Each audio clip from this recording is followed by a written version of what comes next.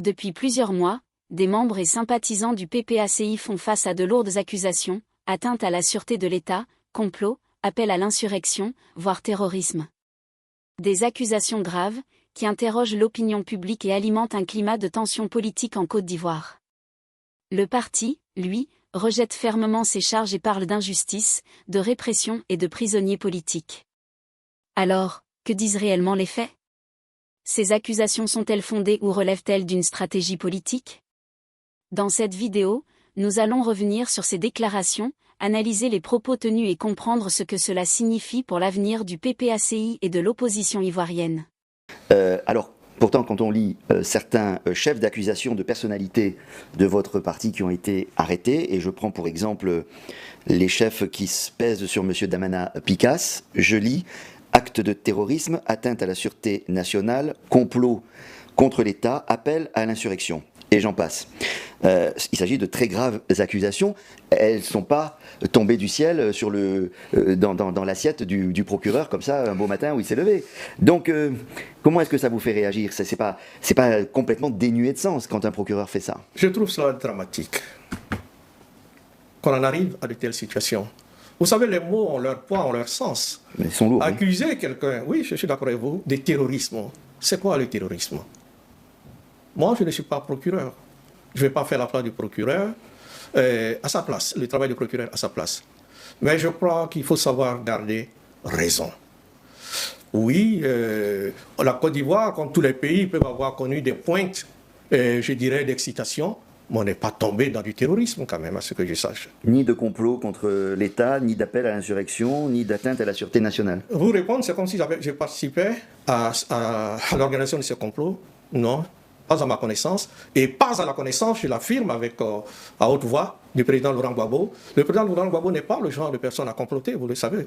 Les Ivoiriens le savent. Est-ce qu'on pourrait dire que alors, certains propos ont été trop loin, et y compris chez M. Gbagbo, que certains propos émanant de votre parti ont été beaucoup trop loin pour une campagne électorale, j'allais dire, civile ? Mais les campagnes électorales, par nature, je vous disais, c'est des périodes de pointe. On parle plus haut que d'habitude, mais ça n'en fait pas des comploteurs. Ça n'en fait pas des comploteurs. Et puis les propos, entre guillemets, excessifs dont vous parlez, ce n'était pas à sens unique. Je suis désolé.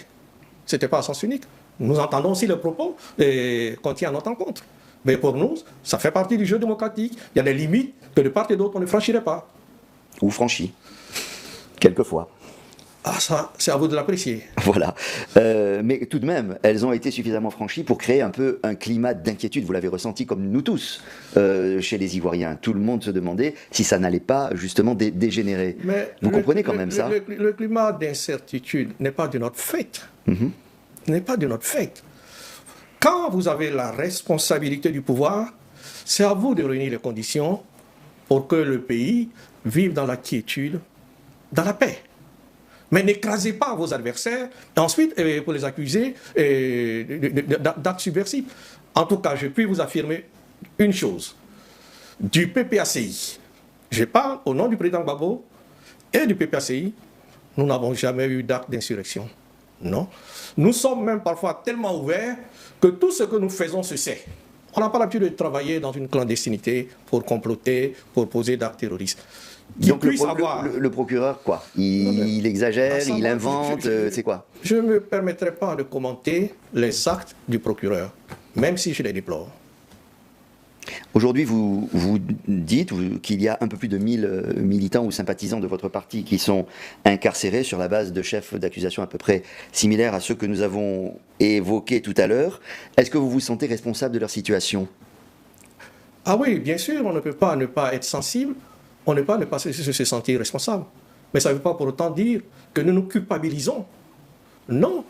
Ces personnes, pour la plupart, soit sont parties marcher, soit même ne faisaient même pas partie d'une marche.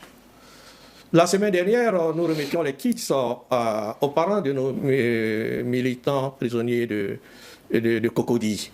Une mère, elle ne fait pas la politique. Ses deux enfants ne font pas la politique. Le hasard a voulu qu'ils soient quelque part, on les a raflés. Mais elle nous a dit que non. Mes enfants ne font pas la politique. Non, je pense qu'il faut faire... je suppose que dans ce genre de situation, les faits seront établis et... Nous l'espérons. Ouais. Vous savez, ce n'est pas bon.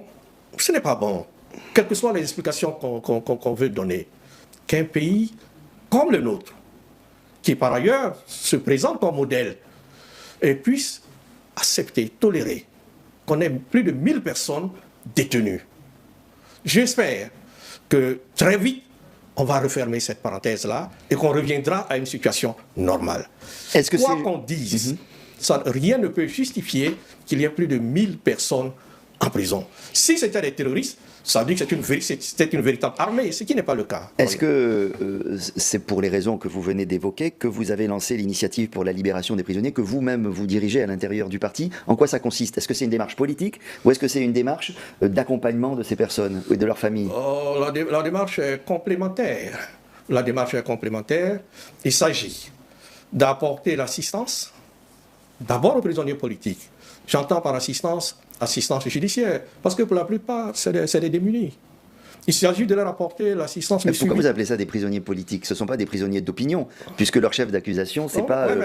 Il faut faire attention les mots qu'on emploie. Justement, faisons attention. Oui. Mais ce n'est pas parce que vous m'accuserez de terroriste que je suis un terroriste. Je ne suis pas un terroriste. Oui, mais c'est pas parce que vous dites que ce sont des prisonniers politiques que ça en sont. Jusqu'à preuve Normalement, ils ont commis une infraction qui est connue dans le code pénal. Permettez-moi. Jusqu'à preuve de contraire, ils n'ont pas encore été jugés. Jusqu'à preuve de contraire. Justement. Donc certains seront peut-être condamnés, d'autres non. Oui, mais moi je n'anticipe pas sur la condamnation des personnes. Non, mais c'est vous qui employez ce terme, je voulais juste mettre ce bémol. Je n'anticipe pas. Je dis et je répète. Oui. On est passé par des turbulences. Oui, on peut le déplorer, ça arrive. Mais je crois qu'il faut prendre les dispositions pour sortir de cette situation, pour tourner cette page et que nous revenions à une vie normale en Côte d'Ivoire. Et quel est le volet politique de cette initiative donc? Le volet politique, évidemment, c'est difficile sur un plateau de télévision de venir vous dire le volet politique, mais nous savons très bien que c'est avec le politique qu'il faut parler. C'est avec le politique. Et nous allons aller vers le politique. Ce n'est pas uniquement pour nous, mais pour la Côte d'Ivoire. Justement, j'allais vous demander... Pour la paix en Côte d'Ivoire, il vaut mieux. J'allais vous demander justement si vous avez des contacts directs, indirects, avec le gouvernement ivoirien. Pas encore. Nous avons bien l'intention d'approcher les autorités. Nous avons l'intention d'approcher les autorités, pas dans un esprit de confrontation, mais pour qu'ensemble, on regarde et on voit ce qui est le plus important pour notre pays. Donc vous tendez la main aux autorités. Est-ce que vous reconnaissez maintenant la légitimité du scrutin ou de l'élection du président Ouattara? Notre position n'a pas changé. Nous avons dit que nous étions contre le 4e mandat et que nous opposions au 4e mandat. Nous sommes aujourd'hui devant le fait accompli. On ne va pas mettre la Côte d'Ivoire en guerre pour cela. Le président Ouattara, de fait, exerce le pouvoir. Il exerce le pouvoir. Et je ne vois pas par quel moyen, sauf une insurrection, ce qui n'est pas dans notre ADN, non. Mais ça ne nous amène pas à supporter, à devenir des adeptes du 4e mandat ou à le supporter. Non, adeptes serait beaucoup, effectivement. Néanmoins, toutes les organisations internationales et même nationales qui ont suivi et qui étaient là pour observer le déroulement du scrutin ont toutes conclu dans leur rapport à un scrutin conforme aux canons démocratiques internationaux. Évidemment. Évidemment, pourquoi? Sans risque, ça ne peut être qu'ainsi. Mais qu'est-ce non, mais je ne comprends pas, évidemment, pourquoi? Que voulez-vous qu'il dise? Écoutez, l'Union européenne n'a aucun intérêt, ou l'Union africaine n'a aucun intérêt particulier à falsifier, ou à ne pas constater. Moi, je ne commande pas les résultats. Oui, les résultats, le président Ouattara, je crois qu'il a gagné à 92 ou je ne sais pas combien. Oui, ça, c'est un fait. Que l'Union européenne ou l'Union africaine... Le scrutin s'est déroulé de manière démocratique, transparente, c'est ça les critères. Si c'est ça, parce que, faisons attention, l'élection est un processus démocratique. Ce n'est pas une fin en soi, où on se dit que l'essentiel, vaille que vaille, c'est qu'on se fasse élire, et qu'ensuite, l'Union européenne ou l'Union africaine nous félicite, donc on a réglé notre problème. Mais non. Non, il faut se pencher sur la Côte d'Ivoire. Et la Côte d'Ivoire est plus importante, croyez-moi, que les commentaires ou les félicitations de l'Union européenne ou de l'Union africaine. Et quand vous allez vous tourner vers les autorités pour discuter, dites-vous, de quoi voulez-vous parler? Mais d'abord, je vous ai dit qu'on n'a pas encore approché les autorités. Oui. Il fallait laisser passer la période des campagnes, l'élection législative. Et puis l'installation des différents pouvoirs. Oui. Et nous pensons que la tension va baisser progressivement et que la raison va tous nous habiter. Et qu'on cherchera par-dessus tout l'intérêt de la Côte d'Ivoire. Ni nous, ni le pouvoir, ni la Côte d'Ivoire n'ont aucun intérêt à avoir plus de 1000 de nos citoyens en prison.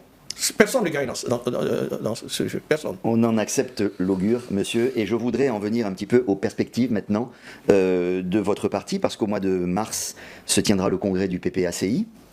Votre leader a déjà dit aspirer à un repos mérité après une longue carrière politique bien remplie et bien tumultueuse, et donc il a annoncé son retrait.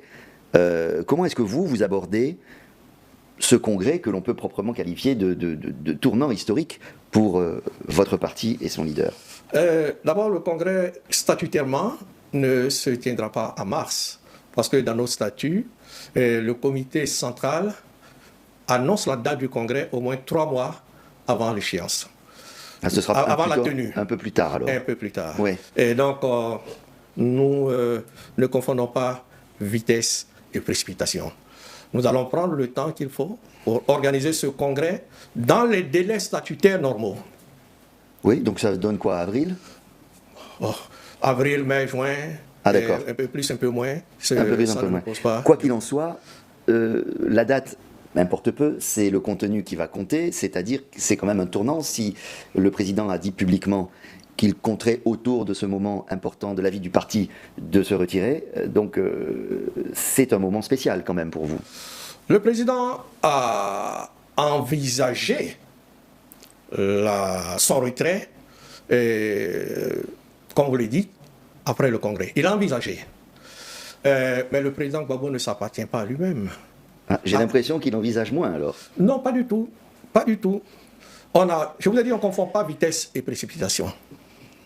Le président Laurent Gbagbo ne va pas abandonner son parti. Et ne va pas abandonner son parti. Que le président Laurent Gbagbo envisage, et c'est naturel, de prendre du recul. Qu'il envisage de passer la main, ça c'est dans l'ordre normal des choses. Mais ça ne se fera pas dans le désordre, ça ne se fera pas dans la précipitation. Le président Gbagbo a l'intention de laisser un parti solide, un parti réellement enraciné. Avez-vous en votre sein les ressources pour poursuivre l'action d'un parti que tout le monde identifie fortement à la personne, même, voire à la personne seule, du président Gbagbo? Non, mais il est incontestable que le président Gbagbo, sa personne, il n'est pas seulement l'élément central de la vie du parti du PPACI, mais même de la Côte d'Ivoire. Gbagbo fait partie des personnes historiques de notre pays. Ce n'est pas un homme ordinaire. Évidemment, les décisions, les actes du président Gbagbo ont des conséquences, d'abord sur son parti et sur la Côte d'Ivoire. C'est pour cela que nous qui avons l'avantage d'être ses proches collaborateurs qui travaillent avec lui, nous avons aussi le rôle de dire attention président, allons-y, mais prenons notre temps pour que les choses se fassent bien, dans l'intérêt du parti. Qui pourrait reprendre le flambeau du leadership de votre parti? Le parti recèle de personnes talentueuses, mais vous ne fabriquez pas un leader. Ça sort un leader. On n'improvise pas, mais quelqu'un qui a le charisme, qui a le leadership, qui a les aptitudes, ça se dégage. Et je ne vais pas jouer au pronostic ici du gagnant, non. Il y aura des candidats, probablement.